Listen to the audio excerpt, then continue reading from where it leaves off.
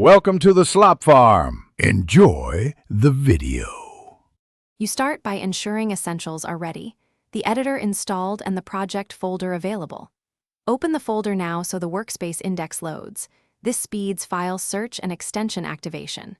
Once done, enable the core extensions, syntax highlighting, linter, and git, because they provide immediate feedback and version control.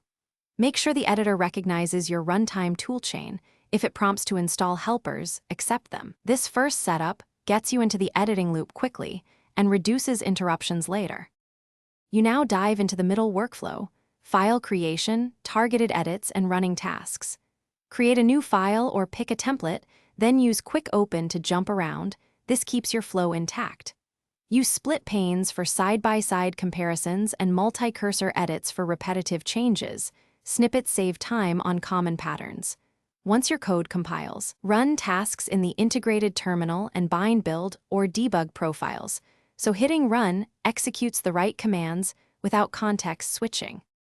Finish by saving, running tests, and committing your changes through the Git panel so history stays clean.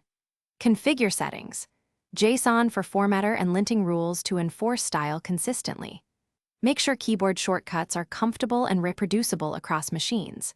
If something goes wrong, like slow performance, failed autocomplete, or extension errors, reload the window, check the logs, and disable any recently added extensions. That single troubleshooting step resolves most conflicts and gets you back to productive editing quickly. Thanks for watching. Consider subscribing if we helped you today.